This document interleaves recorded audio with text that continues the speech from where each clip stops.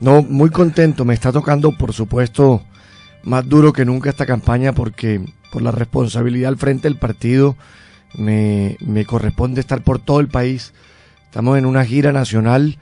El objetivo es visitar los 32 departamentos de Colombia.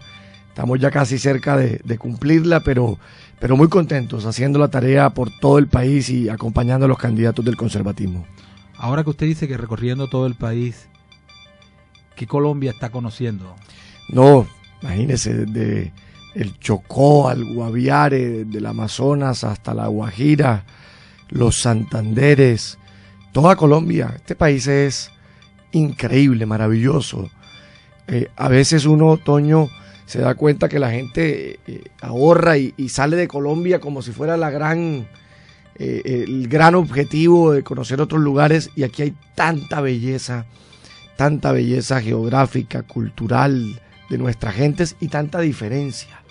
Cuando uno ve a un indígena del Cauca, cuando uno ve a un nariñense, cuando uno lo compara con un santanderiano, cuando uno un guajiro lo compara con un colombiano del Guaviare. Este es un país de verdad maravilloso. Bueno, lleguemos hasta acá, hasta Córdoba, y preguntarle al presidente del Partido Conservador qué se siente a esa edad de Córdoba, departamento estigmatizado, pero que ya nos estamos sacudiendo de eso. A Dios gracias, ser el presidente del Partido Conservador.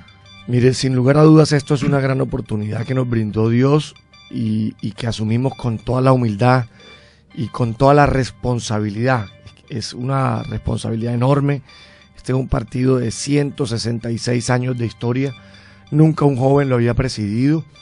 Yo llegué a los 33 años a la presidencia del partido y mi elección, Toño y Gustavo, tuvo que ver con un mensaje que el conservatismo le quiso lanzar a Colombia, de brindarle la oportunidad a las nuevas generaciones, de brindarle la oportunidad a los jóvenes de construir un nuevo conservatismo, un partido conectado con lo que le importa al ciudadano de a pie, un partido conectado con las regiones de Colombia, un partido conectado con las soluciones a los problemas del país. Mire, yo no tengo ninguna duda, la gente está cansada de ver a los políticos envueltos muchas veces en peleas y en enfrentamientos mezquinos.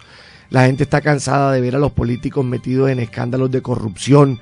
La gente está cansada de ver a los políticos distantes, lejanos, de ver políticos que se eligen con el voto ciudadano a partir de unas promesas de campaña, de una esperanza ciudadana que se levanta cuando ese político llega con un planteamiento, con un programa de gobierno, con unas propuestas, y que luego cuando se elige abandona esos planteamientos y defrauda ese electorado. La gente quiere ver en una clase política distinta, que trabaje y luche por mejorar la calidad de vida de todos y de todas, y ese ha sido el esfuerzo que hemos tratado de hacer.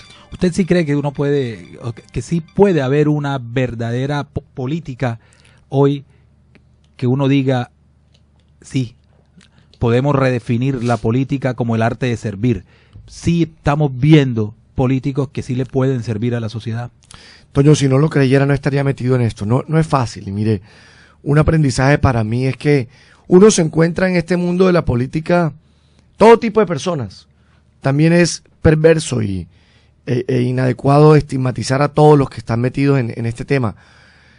Aquí hay gente buena, aquí hay gente decente, aquí hay gente transparente, como también lo hay gente que no tiene límites morales, gente que no llega ya a hacer la tarea, gente que no le importa la ciudadanía, el pueblo. Hay de todo, Toño, pero yo a veces digo, esto es un reflejo de la sociedad colombiana. La política es un reflejo de la sociedad colombiana, y en nuestra sociedad hay de todo. Hay gente buena, hay gente honesta, hay gente decente, como también hay gente sin límites morales, sin escrúpulos, gente que no le importa servirle a la comunidad. Pero lo importante, Toño, Gustavo, es que nosotros, los que hemos tenido la oportunidad, la bendición del pueblo cordobés, en nuestro caso, de estar en un espacio de representación, tenemos que trabajar por los nuestros. Este es un país lleno de pobreza, de desigualdad, de miseria, y no puede ser que estemos en estos espacios de poder y no contribuyamos para acabar con esas realidades y con esas situaciones de tantos cordobeses y de tantos colombianos. Bueno, estamos en un momento histórico en Colombia, y es ese acuerdo sobre justicia transicional que se da en La Habana la semana anterior. Me gustaría conocer su posición con respecto a este acuerdo. Te agradezco estos micrófonos y me parece de mucha importancia poder hablar de ese tema. No había participado todavía en ningún programa de opinión. Nosotros, cuando se dio el anuncio, emitimos un comunicado de prensa y allí esbozamos nuestra opinión inicial con el expresidente Pastrana. Lo hicimos de manera conjunta, aprovechando más que el presidente Pastrana aceptó después de 13 años salir a la plaza pública a acompañar a los candidatos del conservatismo y recorrimos buena parte del país con él la semana anterior.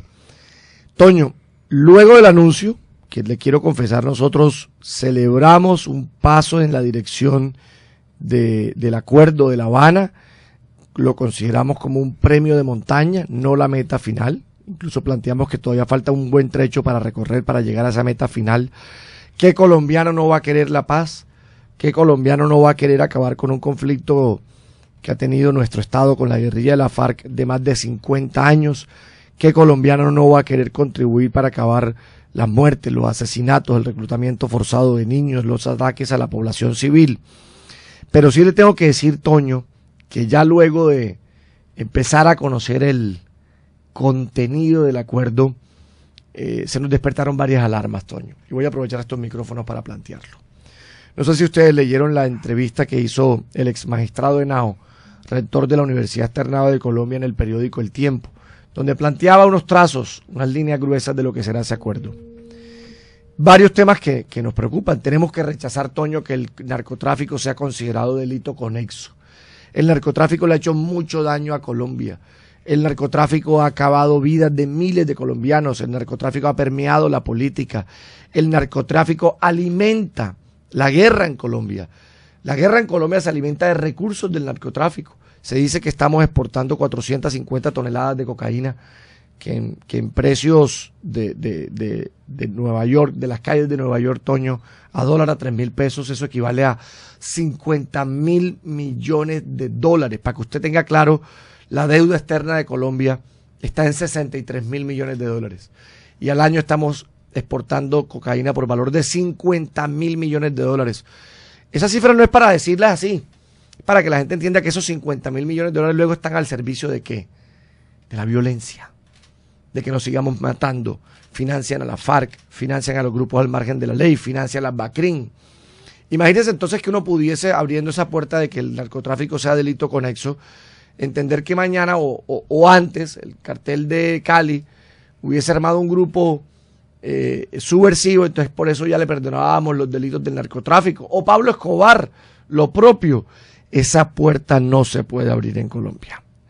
Lo segundo, nos parece muy complicado, Toño, lo que dijo el magistrado Henao, que es que en ese nuevo tribunal que se crea no hay delitos juzgados. O sea, quien ya haya tenido una condena, le pueden reabrir el caso.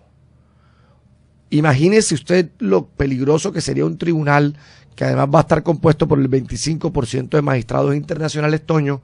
Si hemos tenido abusos hoy y desmanes en el escenario actual con una Corte Suprema de Justicia que yo creo que es garantista, y todos vemos los casos de colombianos condenados por el carrusel de testigos. Ahora imagínese un nuevo tribunal que no tiene apelación, no tiene reposición, no tiene otra instancia. Eso es muy complejo y yo creo que eso tiene que ser revisado con mucho detenimiento. Yo recuerdo que cuando la ley 975, cuántas personas no salieron a cuestionar esta norma, y todo porque se hablaba de 5 a 8 años y que iba a haber impunidad, y casi, bueno, y están un poco de congresistas investigados y están un poco de congresistas a puertas de irse a la cárcel por esto. Hay excongresistas de aquí de Córdoba que han tenido que ir a la Corte Suprema de Justicia a explicar durante más de 3 horas cómo fue el procedimiento de la ley 975. Yo pregunto hoy, ¿irán a meter preso a todos los que vayan a votar esta ley en el Congreso de la República?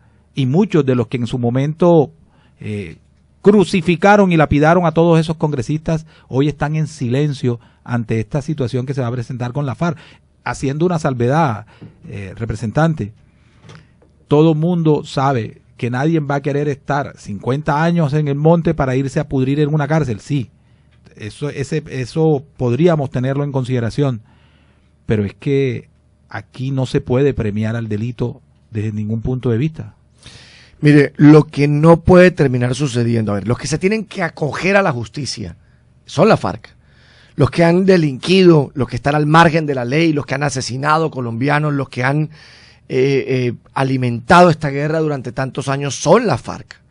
La FARC, en virtud de este proceso, tiene que acogerse a un escenario de justicia que se le ha denominado justicia restaurativa, pero lo que no puede suceder, Toño, es que sea al revés, que vamos a modificar las instituciones para ponerlas al servicio de los intereses de la FARC. Mire, es muy grave. Por ejemplo, ha salido ya el dedo acusador ahora de la FARC. Son ellos los acusadores. Le voy a leer un tuit de ANCOL, la agencia de la FARC. Más de un general, banquero, empresario, latifundista, etcétera, que se pongan en remojo, váyanse de anticipada con el Tribunal de Justicia.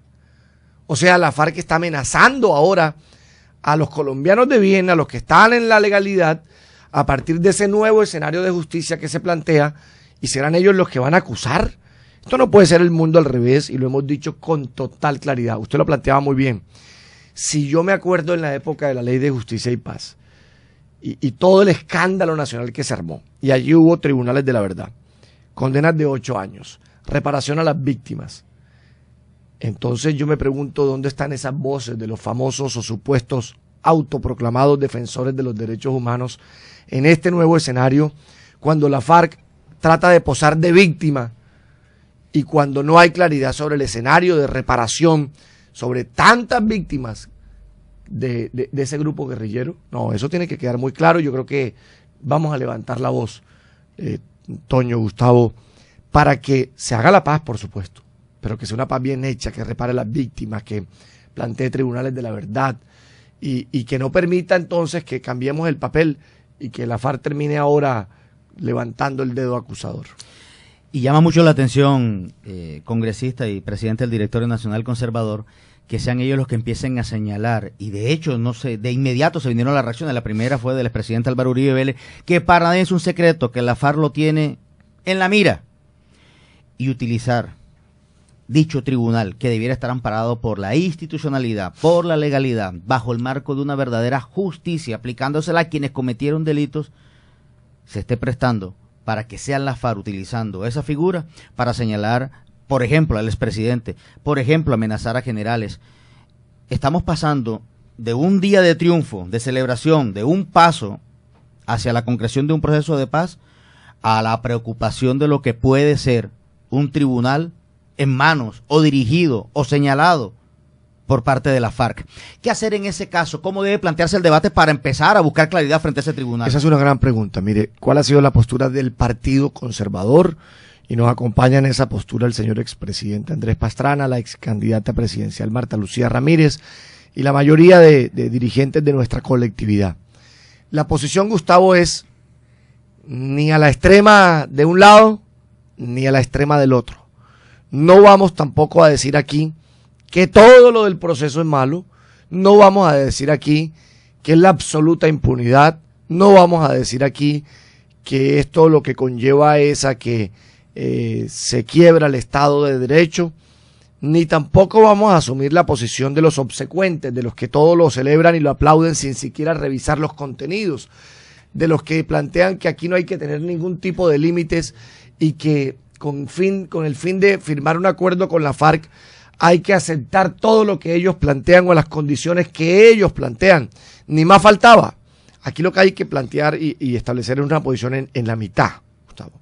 Tenemos que avanzar en la reconciliación y tratar de firmar un acuerdo definitivo que acabe tantos años y un conflicto de tantos años, pero sin negociar las instituciones de Colombia, respetando la Constitución de este país, sometiendo y abriendo un escenario de justicia a aquellos que son los que están al margen de la ley, que son la FARC, y esa lucha nos va a tocar darla en el Congreso de la República, que es donde se debatirá, por supuesto, este nuevo escenario de justicia restaurativa que se ha propuesto. ¿Cómo empezar a trabajar? Y ese va a ser otro debate en el Congreso de la República para presentárselo al Ejecutivo Nacional, de cómo empezar a evitar que a través de los medios que hoy tienen alternativos, virtuales, los pronunciamientos y aprovechando la coyuntura de la mesa de diálogo, sean las FARC las que estén poniendo ahora la agenda de trabajo del mismo proceso de paz, porque esto no nos deja claridad frente al tema. Pareciera que una cosa es lo que dice el gobierno y una cosa la que está pensando la FARC. Y eso le crea una incertidumbre, no solamente al proceso, sino a los colombianos que finalmente deberían refrendar o negar la proposición hecha por el gobierno nacional en esa firma del acuerdo con la FARC. Así es, pero decir, la FARC siempre ha actuado así. La FARC siempre, cuando uno le ve las declaraciones públicas, uno los ve hablando un lenguaje distinto. Uno dice, estos tipos, pues, esto no es lo que se nos ha planteado del acuerdo. Pero se nos explica que muchas veces ellos lo que hacen es que le están hablando a su tropa. Le están hablando a los miembros de su grupo guerrillero para tener la moral en alto. Aquí lo importante, Gustavo, es que el gobierno entregue prontamente el texto del acuerdo, para evitar ya tantas especulaciones. Que no sean ni la embravuconada de la FARC de Ancol con esas declaraciones las que nos marquen la pauta de la agenda, ni tampoco los anuncios a través de comunicados de prensa. Es que es un tema tan complejo, de tanta importancia, no nos pueden poner a los colombianos a que opinemos en virtud de unos comunicados de prensa. Que entregue prontamente el gobierno nacional el texto de este cuarto punto, el punto de justicia, para hacer un análisis riguroso y Gustavo y Toño saber en qué escenario estamos, cuál es el verdadero alcance de ese anuncio y ver cómo daremos el debate en el Congreso de la República, que es la instancia correspondiente. Retomando un poco el tema del narcotráfico, que nosotros no podemos hablar de paz sin referirnos a ese punto. Uno se pone a pensar y uno, otra vez, me gusta mucho ir al pasado para ver cómo puede uno resolucionar todos los problemas del presente. En su momento se dijo cuando la ley 975 que se iba a negociar con narcotraficantes y que eso era para beneficiar a narcotraficantes. Hoy, por decirlo de alguna manera callejera, si se quiere, los que están solo en la plaza en materia de narcotráfico son la FARC. ¿No estaríamos negociando con narcotraficantes también en este momento? ¿Qué hacer? ¿Cuál va a ser la posición con respecto a este punto? Que si uno analiza el punto de tierras, uno ve allí, ese sí lo han entregado ya y lo dieron hasta en un folleto. Sí, y si uno mira, ahí dice, no siendo el tema de la justicia, allí dicen unos apartes que todas las personas, raspachines, cocaleros, todos los que estén en los eslabones del narcotráfico no podrán ser judicializados. Palabras más, palabras menos, es eso. Y que las zonas de influencia cocalera es como decir territorio de la FARC. Ahora unido a esto, de que el narcotráfico va a quedar como un delito conexo, guardando las proporciones, no estamos legitimando un pasado de un narcoestado. Sí, es muy grave, Toño. Usted lo plantea muy bien. Es que el narcotráfico, más allá de delito de sacar coca de Colombia y llevarla a mercados internacionales, ha sido, como lo decía antes, la principal causa o el mayor insumo de esta guerra. Porque con dinero del narcotráfico se financia la guerra en Colombia. Con dinero del narcotráfico se alimenta la BACRIM, con dinero del narcotráfico se alimenta la FARC, con dinero del narcotráfico se alimenta el ELN. El narcotráfico tiene un peso fundamental en este conflicto de tantos años y la comunidad internacional no nos lo va a permitir, Toño. Es que el narcotráfico es un delito ya transnacional. Aquí van a seguir llegando las solicitudes de extradición por quienes obviamente tengan condenas en tribunales internacionales en virtud del narcotráfico. Es un debate que apenas comienza. Y hay otro debate importantísimo, Toño, que se nos ha pasado, la expresión de dejación de las armas. Eso tiene preocupados a muchos sectores en Colombia. ¿Qué significa dejación de las armas? ¿Es que las dejan guardadas? ¿Es que se las entregan al gobierno venezolano? Imagínense usted eso. ¿Es que se las entregan aquí a las hermanas, a las primas? ¿Qué significa dejación? Porque lo que no puede suceder nunca es, Toño y Gustavo, que firmemos un acuerdo y si los señores más adelante se arrepienten, vuelven entonces a retomar las armas porque no las entregaron al Estado colombiano o porque no se destruyeron. Es que nosotros no estamos pidiendo, si no se las quieren entregar al Estado como un símbolo que se destruyan las armas con verificación internacional, pero tiene que haber mucha claridad de qué es lo que significa esa expresión dejación de las armas. Representante, agregando algo a lo que usted decía ahora, todo el daño que hace el narcotráfico, fuera del que es destruir la vida de nuestros jóvenes, de nuestros niños y de todas las personas, otro que viene de la mano y es esa cultura de la ilegalidad que ha traído el narcotráfico en todo el territorio nacional y en Colombia. Y aquí quiero hacer un paréntesis, antes de empezar esta entrevista hablaba con Gustavo y le decía, me hizo trasnochar esa serie de Netflix, Narcos, y no la quería ver porque decía más de lo mismo, pero ante tanta escritos a nivel internacional sobre la serie, yo dije, no, tengo que verlo, y créame que quedé impactado porque para mí ese título que ellos colocan al inicio y que cualquier parecido con la realidad, eso es una manera de ellos quitarse cualquier denuncia y todo eso. Eso hace, vea, mire, eso es una radiografía terrible de la verdad de lo que ha pasado en Colombia. Usted sabe que esa versión de Netflix es la versión de la DEA del conflicto y de esa época de Pablo Escobar, es la versión de ellos. Y por eso es interesante ver uno, pues parte de nuestra historia en esa perspectiva.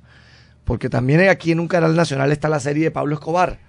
Y digamos que uno contrasta muchas veces la versión dada en la serie colombiana y la versión dada en la serie gringa, y ve uno cómo vivimos una situación que increíble, ¿no? Ver cómo un Estado casi que se pone en jaque por parte de un narcotraficante como Pablo Escobar.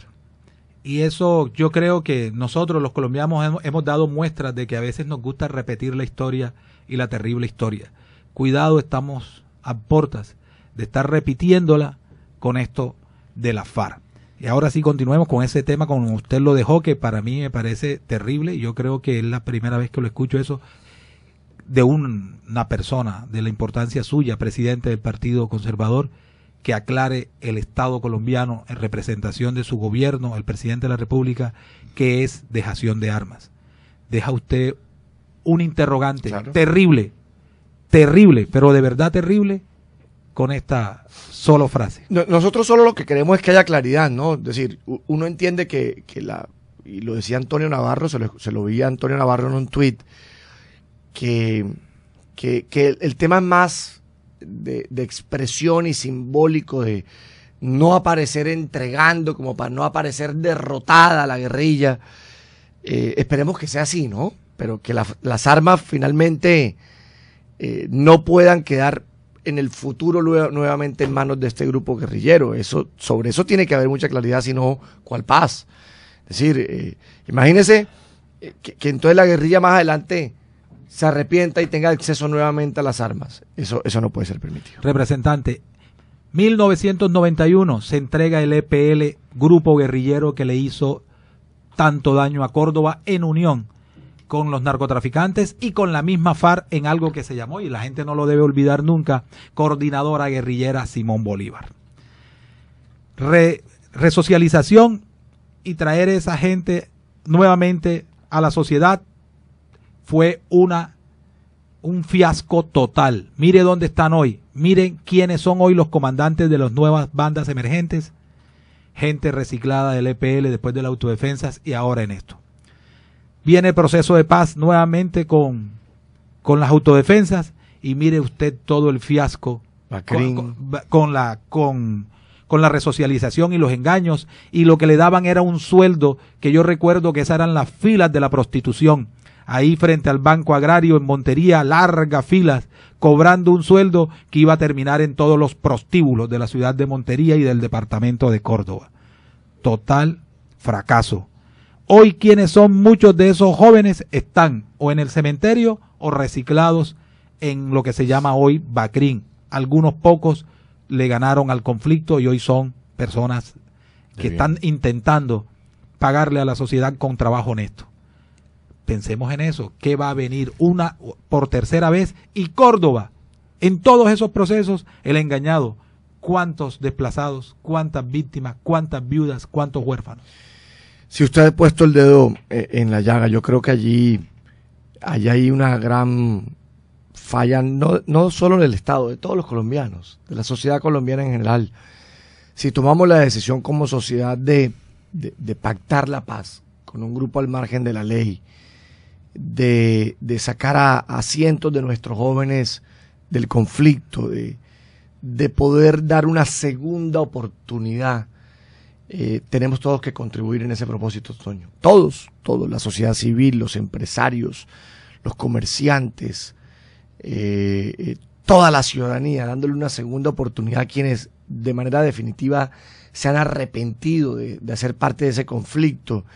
Nosotros por eso no hemos y no descartamos y hemos dicho que aceptamos que si la FARC pasa primero por el escenario de la justicia y decide tomar el paso de convertirse en un partido político y venir a defender sus ideas, así sean equivocadas, porque consideramos que son equivocadas, estaremos listos como Partido Conservador para controvertir con ellos, pero controvertir a punta de ideas, de argumentos, de debates, controvertir en escenarios públicos, no como hoy sucede, que es que ellos están tratando de imponer sus ideas con una lucha armada.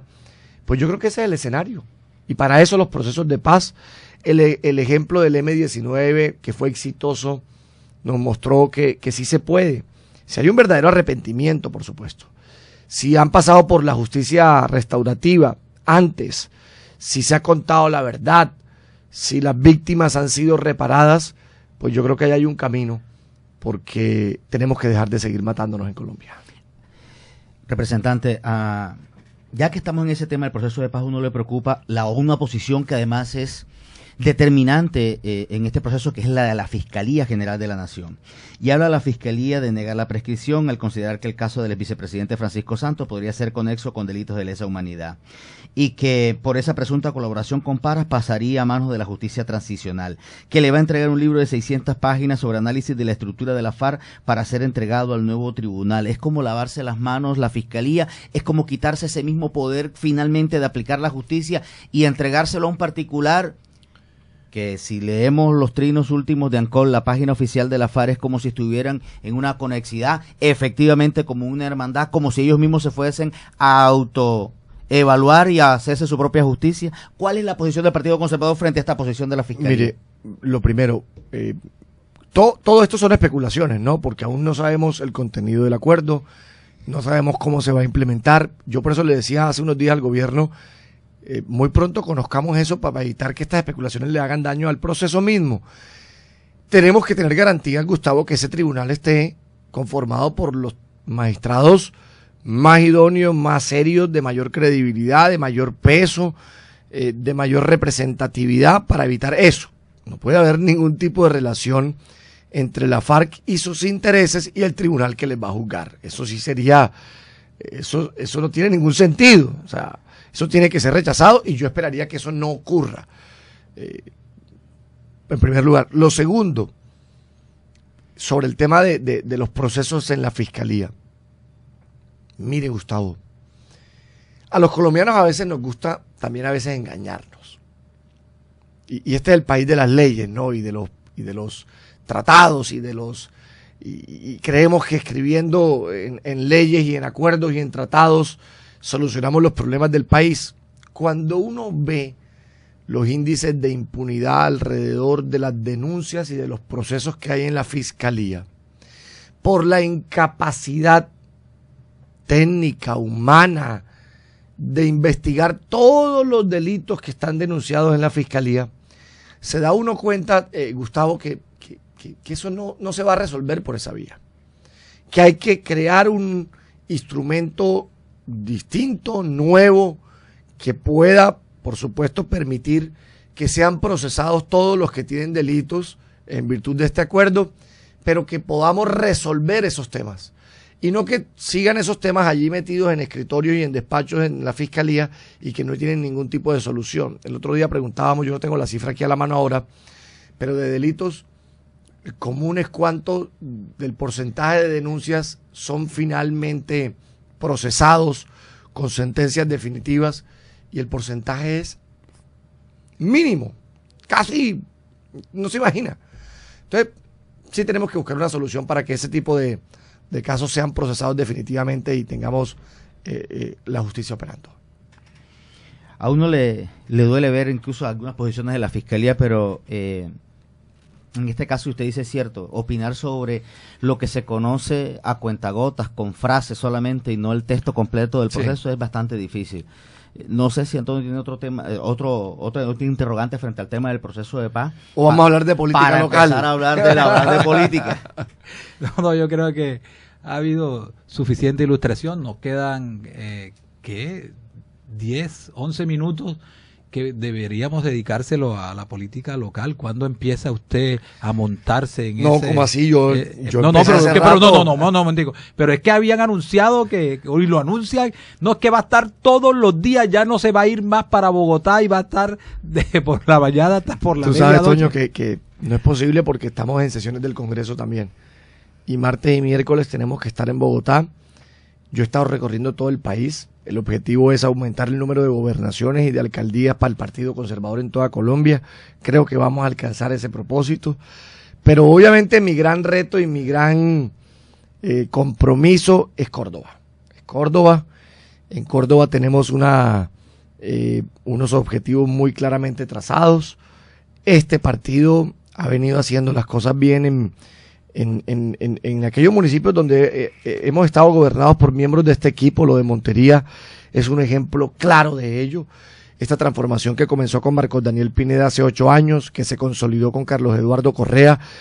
Gustavo, Toño, lo que está pasando en Montería, mire, lo que pasa es que uno a veces, ¿cómo es que es el refrán de que uno no es profeta en su propia tierra?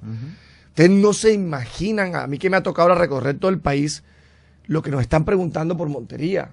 Ustedes no se imaginan el ejemplo que ha significado el progreso que hay en Montería en toda Colombia, Toño. Mire, es que esto no lo digo yo, lo dicen las cifras. Cuando Marcos Daniel hace 8 años llegó a la alcaldía, Montería era la segunda ciudad en desempleo en el país. Hoy ocupamos el número 1 en empleo. Es la ciudad con menor desempleo de Colombia, según las cifras del mes anterior. La ciudad que más ha combatido la pobreza en Colombia, Montería y Barranquilla. La ciudad que ha logrado reducir los índices de miseria. La ciudad que ha logrado que sus sectores de construcción despeguen. Las viviendas gratis, la vivienda privada que se está construyendo, la cantidad de centros comerciales, de hoteles. ¿Eso qué significa? Eso no es para que nos vanagloriemos de que hay hoteles y centros. Es que eso significa empleo. ¿Empleo para quién? Para quien no lo tiene. Para los más pobres, para los que andan tocando puertas y pidiendo una oportunidad.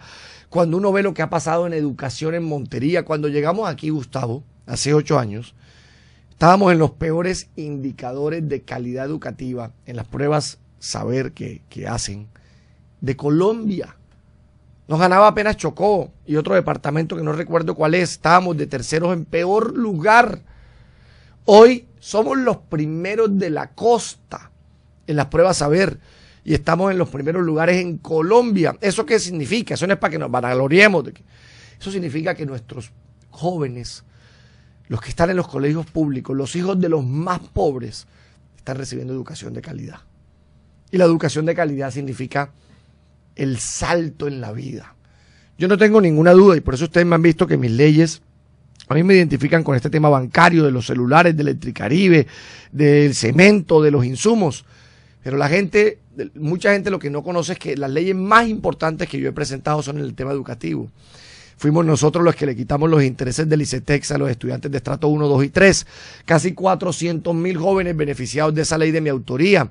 Hoy ese beneficio se lo estoy ampliando, la ley ya va en segundo debate, a los jóvenes que sacan crédito en el Fondo Nacional del Ahorro para Educación, que tampoco tengan tasa de interés y no solo la inflación. La única alternativa para cambiar este país, la paz en Colombia, ya que hablábamos de la paz antes, solo la vamos a lograr el día que los hijos de los más pobres tengan la posibilidad de volverse médicos, abogados, ingenieros, periodistas, contadores. Ese día va a cambiar Colombia, ese día va a cambiar Córdoba y Montería verdaderamente. Y el esfuerzo que hemos hecho en materia educativa en Montería es brutal, o sea, se nota, se siente. En salud, el Camo del Amparo, ustedes saben lo que era el Camo del Amparo. Ustedes saben lo que era el Camo del Amparo. Eso era una vergüenza, esos puestos de salud. El servicio que se prestaba no le pagaban a la gente, no le pagaban a los médicos y a las enfermeras cuando llegamos nosotros a la alcaldía. Hoy, yo me siento muy orgulloso. Hace 6 meses, pregúntenle a Nora García, estábamos en el despacho del ministro de la Salud y el ministro llamó al director de calidad en salud del ministerio. Y el ministro tampoco sabía, y le preguntó el ministro cómo estamos en los temas de Córdoba. Y el ministro y el director de calidad dijo algo que me sorprendió. Digo, ¿sabe qué nos pasa en Córdoba, ministro? En Córdoba se nos presenta el mayor contraste en Colombia. Tenemos a los peores y a los mejores. El ministro le dijo, ¿cómo así? Y le dijo, sí. Tenemos unas heces que son las peores del país, el Hospital de Montería. Ustedes saben bien lo que pasó en el Hospital de Montería. Y tenemos la mejor S de Colombia. Y el ministro le preguntó y le dijo, ¿cuál es? El Camo del Amparo de Montería. Está calificada como la mejor S de Colombia. Vemos esos puestos de salud remodelados, vemos la atención oportuna, vemos que le pagan a los médicos y a las enfermeras, vemos que se atiende en la salud. Y bueno, y que hablar de las obras. Cuando uno ve estos puentes, cuando uno ve esta ampliación de la ronda del Sinú, cuando uno ve las viviendas, cuando uno ve el alcantarillado, cuando uno ve las vías pavimentadas, cuando uno ve las vías rurales, cuando uno ve los parques, cuando uno ve los colegios. Esta Montería, Gustavo, esto es patrimonio de todos los monterianos, este desarrollo y este bienestar. Eso no lo podemos tirar a la borda. Representante, no nos van a perdonar que no le preguntemos sobre la empresa más ruin, despreciable. Electricaribe. Perfecto, qué maravilloso que haya sido usted el que la identifique a plenitud. Nos informaron que en los últimos años les han entregado más de 480.000 millones de pesos a esta empresa, el gobierno. Y la pregunta es, ¿dónde está ese dinero?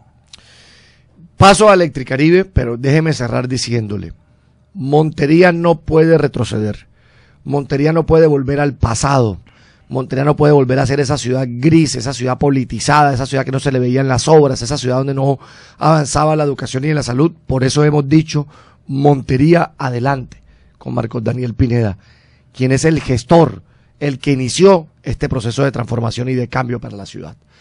Y así como Montería, yo tengo la esperanza de llegar a la alcaldía de Cereté, mi pueblo, con Mila José Barguil, que los cereteanos me den la oportunidad de poder gobernar a Cereté. Yo soy el único congresista ceretiano. Imagínense todo lo que podríamos hacer en Cereté teniendo este equipo político en la alcaldía. Y ya hemos demostrado cómo gobernamos, miren lo de Montería, continuar en Planeta Rica, Gilberto Montes, en Pueblo Nuevo con Ovidio Hoyos, en Montelíbano con Juan Carlos Díaz, en Tierra Alta con el Mocho Montero, en Valencia con Carlos Ejín. Bueno, tantos casos de amigos, de gente buena, decente, capaz, preparada, que quiere llegar a esos espacios para poder transformar la realidad de los habitantes. Y ahora Electricaribe. Ese tema, Toño, esa es una lucha que hemos dado y que hemos venido liderando desde hace bastante tiempo. No es un tema fácil, ustedes conocen la complejidad del tema. Hemos hecho debates.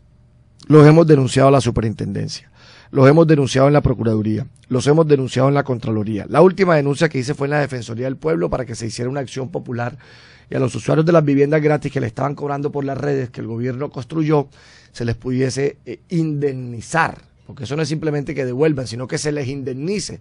Se estaban tumbando la plata de la gente. Y varios temas, las denuncias que todos los días tenemos de recortes irregulares, de cobros de sobrefacturación, de medidores que se llevan y luego les cobran el medidor nuevo. Bueno, tantas denuncias. Yo fui quien sacó adelante la cifra de las inversiones del gobierno en subsidios y en plática para las obras. Yo he dicho que Electricaribe se ha vuelto un captador de rentas del Estado. Y hemos dado paso. Usted me vio recogiendo 500.000 firmas. La gente se siente agobiada, angustiada. A veces me dicen, bueno, y toda esta bulla, todos estos debates, todas estas firmas, ¿para qué?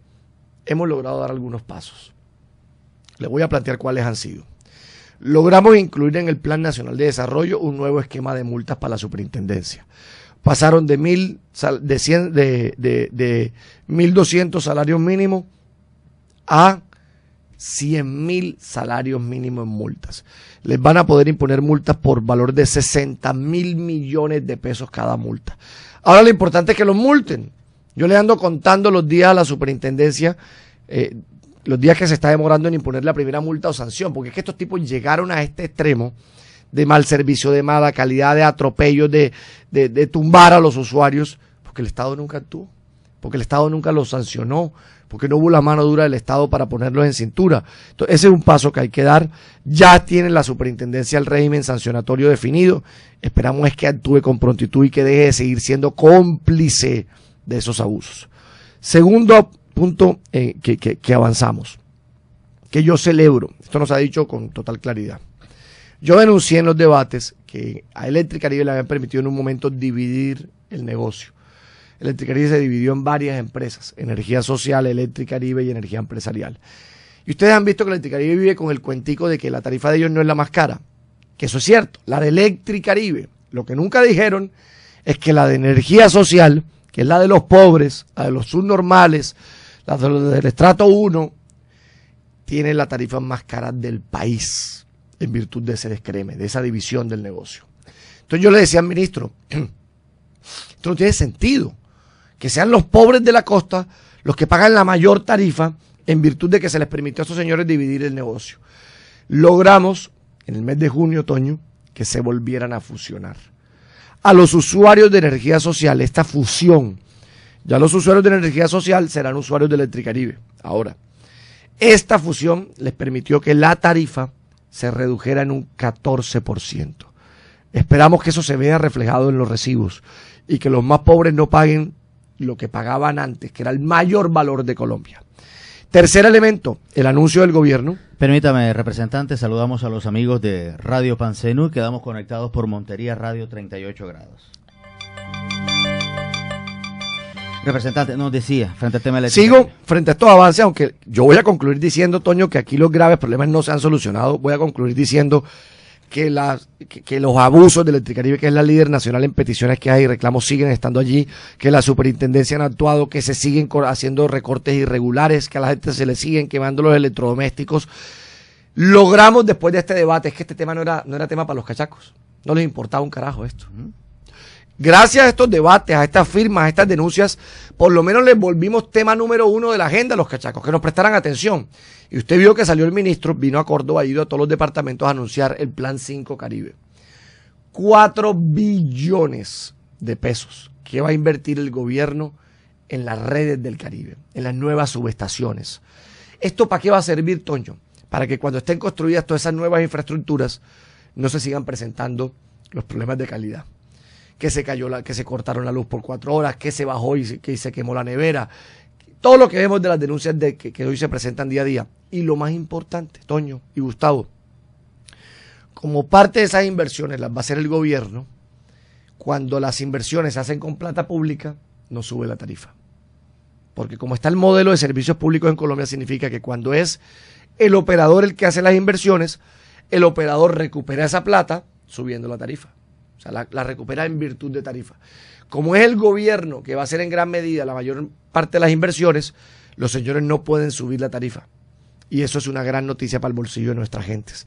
Pero yo he venido insistiendo en que así como el gobierno va a invertir unos recursos, Electricaribe tiene que invertir unos recursos ya. Empecemos, Toño, en el servicio al cliente, que la gente la atiendan, le resuelvan sus dudas. Hice una denuncia hace 10 días, no sé si les llegó la información. Óigame esta vagabundería de Electricaribe. En el contrato de condiciones uniformes, que es el contrato que rige la relación entre el usuario y la empresa, aparece la siguiente perla. Que cuando la factura de un periodo a otro aumenta un 400%, es decir, se va al cuádruple, Electricaribe no está obligada a revisar. Pero si la factura de un periodo a otro se disminuye en un 100%, ahí sí, ahí llegan las cuadrillas. Es decir, el lado ancho para la empresa y el lado angosto para el usuario. Si a usted se le triplica la factura, usted manda una queja y dice, oiga, revísenme que esto no tiene razón de ser, yo sigo usando el mismo ventilador, la misma nevera, prendo los mismos bombillos, ¿por qué se me aumentó al triple? Electricaribe le responde que ellos no están en la obligación de revisar, porque solo a partir del 400% es que le pueden revisar. Pero si a usted se le bajó en un 100%, ahí sí llega la cuadrilla, con las famosas denuncias del fraude, engañando a la gente y golpeando a los usuarios de la costa caribe. Yo creo que eso funciona también para Proactiva.